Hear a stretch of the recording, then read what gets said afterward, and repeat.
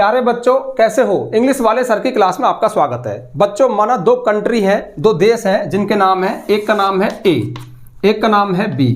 इन दोनों के बीच में वॉर होने वाला है, युद्ध होने वाला है, टल नहीं सकता, डेट भी फिक्स हो गई है। लेकिन इनमें से जो ए है वो उस वॉर में, युद्ध में विद प्लानिंग, एक स्पष्ट योजना के साथ, एक स्ट्रेटजी के साथ जाने की तैयारी कर रहा है, और बी के पास कोई प्लानिंग नहीं है, ये विदाउट प्लानिंग है। तो अब मैं आपसे पूछता हूं कि बताइए कि इनमें से कौन सा कंट्री, कौन सा देश जीतेगा? तो निश्चित ही हर कोई कहेगा कि जिसके पास प्लानिंग है वही जीतेगा। बच्चों, उसी तरह से ये एग्जाम भी एक वार है, एक युद्ध है। अगर आपके पास इस एग्जाम में जाने के लिए एक स्पष्ट रणनीति है, स्पष्ट योजना है, एक स्ट्रेटजी है, तो निश्चित ही आप जीतोगे। लेकिन यदि आप अभी तक एक विदाउट प्लानिंग के हो तो नहीं जीत सकते। जीतने का मतलब है पास तो हो जाओगे, बट उससे कुछ नहीं होने वाला, क्योंकि आज कंपटीशन का जमाना है और एवरेज मार्क्स वालों को कोई नहीं पूछता। देखिए, एक बात हमेशा ध्यान रखना, पूरी साल जो आप चले थे ना, वो एक मैराथन दौड़ थी। मैराथन समझते हो ना, धीमी धीमी गति से चलने वाली दौड़ होती है। लेकिन अब मैराथन का वक्त नहीं है, अब एग्जाम नजदीक है, आपको फास्ट चलना होगा, और फास्ट के साथ आपको एक स्पष्ट रणनीति बनानी होगी। ध्यान रखना, जिन्होंने एक स्ट्रेटजी बना ली, जिनके पास एक स्पष्ट कार्य योजना है, वो निश्चित ही अच्छा क्रैक करेंगे, अच्छी धूम मचाएंगे, अच्छे मार्क्स लाएंगे। तो आज के वीडियो में मैं आपको कुछ शानदार टिप्स देने वाला हूं। टिप्स कुछ नहीं, बताता हूं ना, बहुत साल आपके साथ रहे और देखा कि जो बच्चे, जो स्टूडेंट एक प्लानिंग करते हैं, जिनके पास एक स्पष्ट रणनीति होती है, वो निश्चित ही धमाका करते हैं, अच्छा रिजल्ट लाते हैं। तो आज की वीडियो में कुछ शानदार टिप्स दूंगा जो निश्चित ही, मतलब भरोसा है, निश्चित ही आपको अच्छा रिजल्ट दिलवाएंगे। ठीक है, एक एक टिप्स को ध्यान से सुनना, वीडियो को बीच में छोड़कर मत भाग जाना, क्योंकि ये वीडियो मेरे लिए नहीं, तुम्हारे फायदे के लिए है। ठीक है, तो चलिए शुरू करते हैं और आपके लिए रणनीति बनाते हैं। देखिए, हमारी रणनीति का पहला स्टेप होगा, पूरा सिलेबस कागज पे लिख लो। अभी आपको कुछ समझ में नहीं आया होगा, लेकिन अभी आ जाएगा। देखिए, सारा खेल, सारा गेम हमारे माइंड का है। जब तक इस एग्जाम रूपी युद्ध की कमान हमारे हाथ में है, हम ये युद्ध नहीं जीत सकते। क्योंकि हम क्या हैं, ये हमें अच्छे से पता है। हम आलसी हैं, हम निकम्मे हैं, हम काम को टालने वाले हैं। लेकिन यदि हमने इसकी कमान हमारे माइंड को सौंप दी, इस माइंड को दे दी ना, तो ये माइंड ये युद्ध को जीत सकता है। लेकिन हमारे दिमाग में कमी है, ये कभी भी अस्पष्ट आदेशों को नहीं समझता। जब तक इसके सामने कोई स्पष्ट प्लानिंग नहीं आएगी ना, ये काम नहीं करता। क्यों? देखिए, ये इसलिए नहीं करता क्योंकि हम इसके इस हिस्से को काम में लेते हैं जो भी हमारी तरह से आलसी है, जो काम नहीं करता। लेकिन अगर हमने माइंड के इस जोन में कुछ स्पष्ट प्लानिंग, कुछ स्पष्ट आदेश डिलीवर कर दिए, तो ये कुछ भी कर सकता है। क्योंकि हमारे ब्रेन में असीमित ताकत है, हम सबको पता है। लेकिन वो ताकत तभी पैदा होगी जब हमें उसे कुछ प्लानिंग देंगे। और प्लानिंग का पहला हिस्सा होगा कि आपका जितना भी सिलेबस है ना, जो भी चैप्टर है, उनको कागज पे लिख लो। देखिए, खास बात, मैं, चैनल का नाम है इंग्लिश वाले सर, सिर्फ इंग्लिश की टिप्स देता हूं, लेकिन ये रणनीति किसी भी सब्जेक्ट पर अप्लाई हो सकती है। आप किसी भी सब्जेक्ट पर अप्लाई कर सकते हो। जैसे आप इंग्लिश की बात करें तो इंग्लिश में जितना भी सिस्टम है ना, उसको एक कागज पे लिख लो। जैसे बुक है तो बुक के चैप्टर के नाम, चैप्टर 1, 2, 3, 4 जो भी है वो लिख लो। ग्रामर में आपके सिलेबस में जो जो टॉपिक है, अब आप में से बहुत सारे मुझे कमेंट करते हैं कि सर ये टॉपिक, भैया मैं किसी पर्टिकुलर बोर्ड के लिए काम नहीं करता, मैं हमेशा कॉन्सेप्ट पे काम करता हूँ। ठीक है, जैसे कि आपके माना नरेशन है, पैसिव वॉइस है, क्लॉज है, मॉडल्स है, ट्रांसफॉर्मेशन है, और कुछ भी होगा। कंपोजिशन में आपके लेटर, रिपोर्ट, ऐसे। अब जिस बोर्ड में जो चीज होगी वो आप लिख लो। ठीक है, अनसीन पैसेज हो गया, सारा लिख लिया। अब यहाँ पे अपनी औकात लिखो, अपनी दम लिखो कि आपके दिमाग में कितना है। आप इसको ऐसे लिख सकते हो कि भाई ये गुड है मेरा, या बेस्ट है, या फिर आप ऐसे स्टार दे दो कि ये मेरा बस इसमें 2 स्टार है, मतलब बहुत कम है। तो हर पार्ट के साथ जो जो आपकी वीकनेस है, जो बेस्ट है, उस सबको लिख दो। अब संकेत कुछ भी हो सकते हैं, जैसे गुड, बेटर, बेस्ट करके लिख दो, अच्छा है, खराब है, याद नहीं है।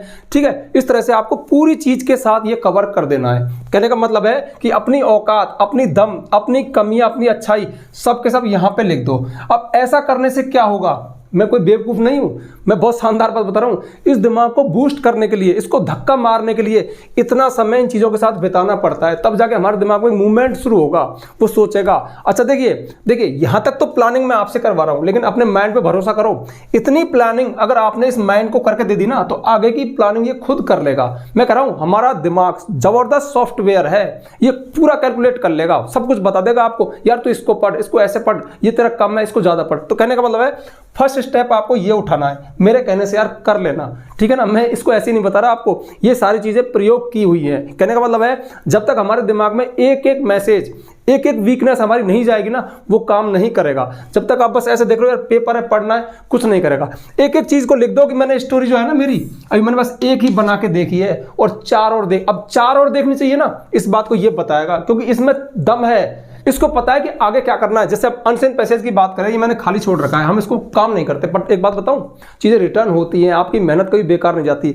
अनसीन पैसेज भी 2-4 आप सॉल्व करके देख लेना, निश्चित ही वहां पे आपको कुछ एक्स्ट्रा गेन होगा, बजाय उस बच्चे के जिसने सिर्फ परीक्षा पे छोड़ा हुआ है कि जाऊंगा और आंसर निकाल दूंगा। ध्यान रखना, हर चीज़ थोड़ी सी मेहनत मांगती है। तो यहाँ पे लिख दो कि भाई मुझे कम से कम 5 अनसीन पैसेज तो सॉल्व करके जाने, मतलब इतना काम इस पर भी करना है। अच्छा, अब तक कितने किए वो लिख दो, ठीक है। ये सारी प्लानिंग होती है। मैं कह रहा हूँ आप इतना पढ़ोगे ना, बस इसमें मुश्किल से घंटा आधा घंटा लगेगा, ये काम आप कर लेना। मैं कह रहा हूँ आप चल पढ़ोगे। इसे कहते हैं रणनीति, इसे कहते हैं दिमाग का तैयार होना। ध्यान रखना, इस दिमाग में बहुत ताकत है। चलो आगे बढ़ते हैं, ठीक है। पहला काम तो है कि पूरा सिलेबस कागज पे लिख लो अपनी कमजोरियों के साथ।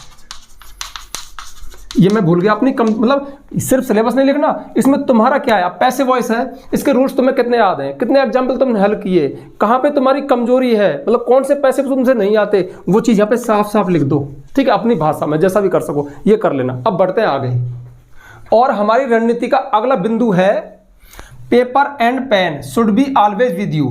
जब भी आप तैयारी कर रहे हो एग्जाम की तैयारी, तो हमेशा आपके पास ये पेन और कॉपी होने चाहिए। ध्यान रखना, बिना पेन कॉपी के आपको नहीं पढ़ना है। हो सकता है कि पूरी साल आप ऐसे लेट के भले पढ़ते रहे हो, लेकिन अब नहीं। क्यों? क्योंकि ये साइंटिफिक प्रूवन है कि पढ़ी हुई चीज़ों के बजाय लिखी हुई चीज़ें हमारे दिमाग में ज़्यादा समय तक याद रहती हैं, और जो चीज़ें जितनी बार लिखी हुई है ना, वो उतने लंबे समय तक टिके रहती है। इसलिए हमेशा जब भी आप तैयारी कर रहे हो, चाहे आप याद कर रहे हो, कुछ भी कर रहे हो, आपको ये पेन कॉपी रखना है। ध्यान रखना, देखिए मैं आपको एक सीक्रेट और बताता हूँ। जैसे हम यहाँ पे वीडियो में जब आते हैं ना, तो काफ़ी तैयारी के साथ आते हैं। जैसे ऐसे देखो कितना लिखा हुआ है भाई, क्या बिंदु है, क्या बोलना है। हालांकि ये बात अलग है कि जो हम जो तैयार करते हैं ना, कई बार कुछ अलग ही दिशा में चले जाते हैं, क्योंकि एक्सपीरियंस बहुत है ना। लेकिन फिर भी ध्यान रखना, इतना एक्सपीरियंस होने के बावजूद भी हम लिखते हैं, यहाँ पे स्क्रिप्ट तैयार करते हैं, ठीक है।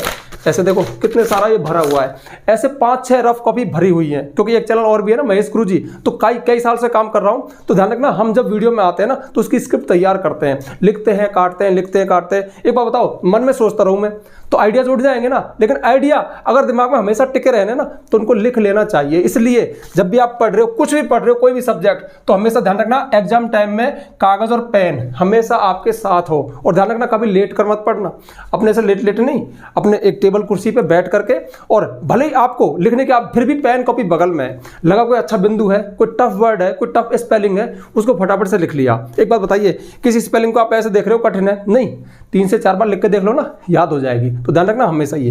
तीसरी बात है, ये इसके साथ ही जुड़ा हुआ है, make notes in your own language.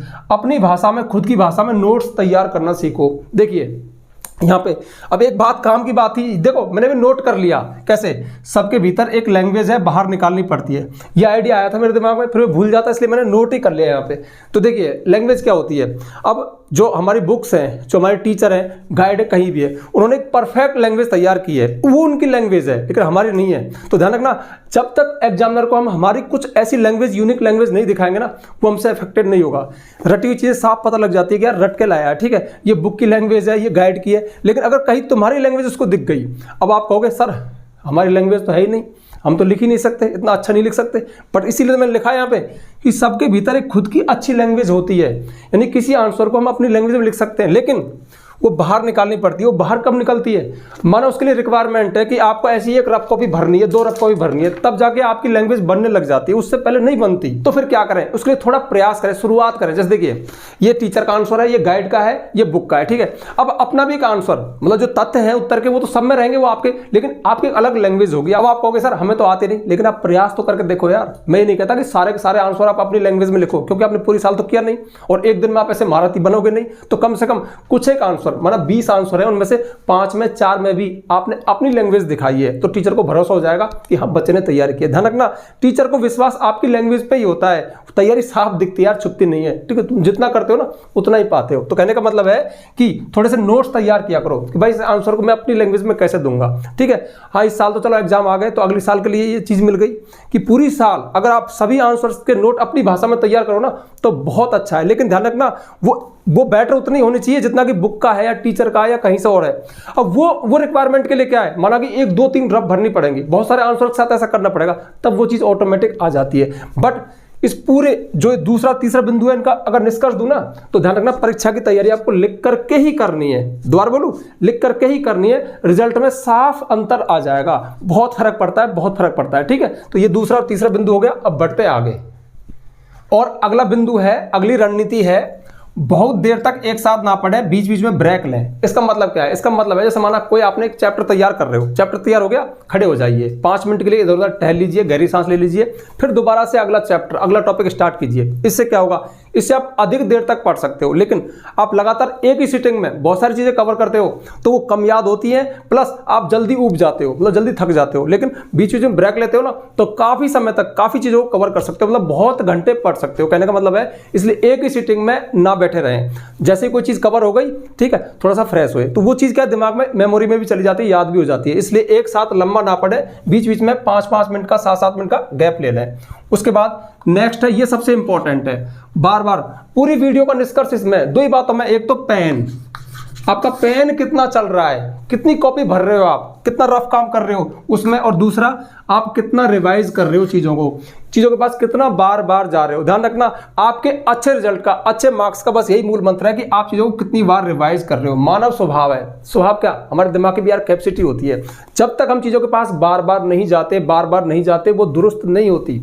एक बार में आपने अच्छे से कोई आंसर याद कर लिया तो आपको भ्रम हो सकता है कि हाँ मुझे याद है, और उस समय वास्तव में याद भी है, लेकिन अगर वो रिवाइज किया हुआ नहीं है तो बाद में उड़ सकता है। इसलिए भले ही आपने चीज़ों को कितना भी याद किया है ना, बार बार उनके पास जाना पड़ेगा, मिल के आना पड़ेगा कि भैया जीवित है या नहीं है, मतलब दुरुस्त है या नहीं है। तो ध्यान रखना, जब तक आप पूरी साल में 5 से 6 बार रिवीजन नहीं दे देते हो ना, तब तक मजा नहीं है। कहने का मतलब है फिर खोने का डर है। देखिए जैसे हम एग्जाम हॉल में जाते हैं ना, यार या तो सब कुछ करके आया हूं कई बार, लेकिन उड़ नहीं जाए। ध्यान रखना वहां पे उड़ता किसका है, जिसने 1 या 2 बार किया है उसका उड़ने की यानी भूलने की संभावना है, लेकिन जिसने 5 से 6 बार रिवाइज किया है ना, उसका टिके रहने की पूरी संभावना क्या, टिका रहता है। इसलिए चीजों के पास, अब देखिए ये गोला क्या बनाया मैंने, इसको देखो। जो हमारा पहला रिवीजन होता है ना, वो क्लास में होता है, पढ़ाई होती है, वो मैराथन दौड़ होती है धीमी गति से, ठीक है, बहुत समय लेता है। उसके बाद फिर जैसे जैसे एग्जाम नजदीक आते हैं ना, तो इसमें शॉर्ट टाइम लगता है, यानी इन सारी चीज़ों को हम इस छोटे गोले से कवर करते हैं, मतलब कम समय में। और फिर ये, और मैं कह रहा हूँ लास्ट का जो रिवीजन है ना, वो तो 10 मिनट में हो जाता है यार।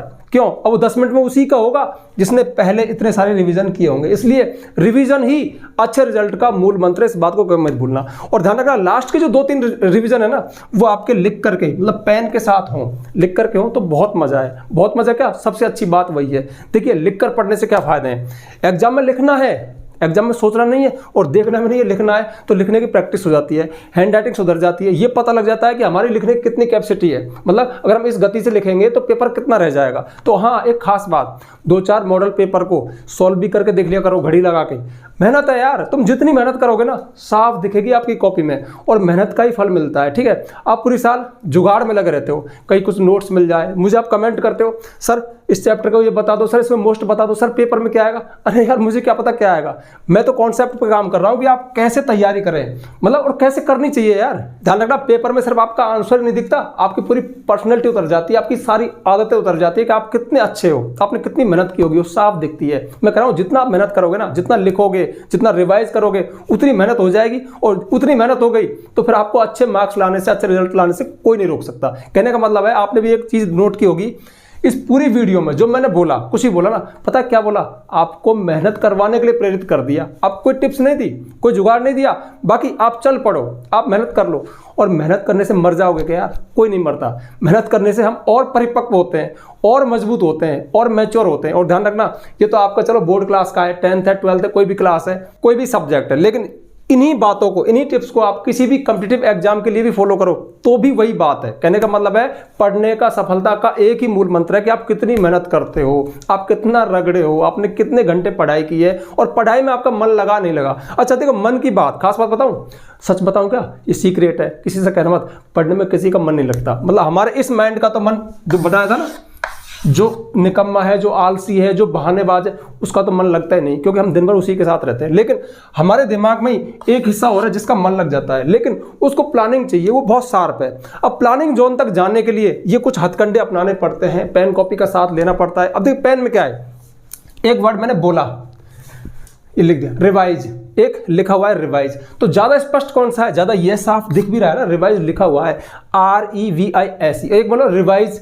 और रिवाइज पर W था, V था, क्या था, लेकिन साफ साफ दिख रहा है। तो लिखने से ये फायदा होता है, चीजें हमारे दिमाग में स्पष्ट हो जाती हैं। मतलब लिखा हुआ मतलब स्पष्ट है, क्लियर है, और जो क्लियर है ना वहीं से मार्क्स मिलेंगे, वहीं उसको क्लियर लिखा जाएगा। जिसको धुंधला याद किया ना, बोल करके पढ़ करके, वो हो सकता है कि वहां धुंधला जाए, लेकिन जो लिखा हुआ है वो स्पष्ट है, वही वहां चमकेगा और वहीं उसमें मार्क्स आएंगे। ठीक है, तो ये काफी सारी बातें हो चुकी। मैं समझता हूं कि ये रणनीति ये है कि आपको लिखकर पढ़ना है और चीजों को बार बार रिवाइज करना है और कुछ नहीं है। ठीक है, तो best of luck for your exam. ठीक है, वैसे बेस्ट ऑफ लक बोलने से भी कुछ नहीं होता है, मेहनत से ही होता है। कितनी बार कहलवाओगे, मेहनत कर लो, मेहनत कर लो। ठीक है, तो अब जल्दी से वीडियो को लाइक कर दो, ज्यादा से ज्यादा शेयर किया करो। बहुत अच्छे टिप्स है, बहुत अच्छी बात है, सबका भला हो जाएगा। आप शेयर कर दोगे, दूसरा भी देख लेगा, उसको भी बेनिफिट मिल जाएगा। और यदि आप चैनल पे नए आए हो, चैनल को सब्सक्राइब कर लेना, बेल आइकन प्रेस कर देना, ताकि आपको आने वाले वीडियोस के नोटिफिकेशन मिल जाए।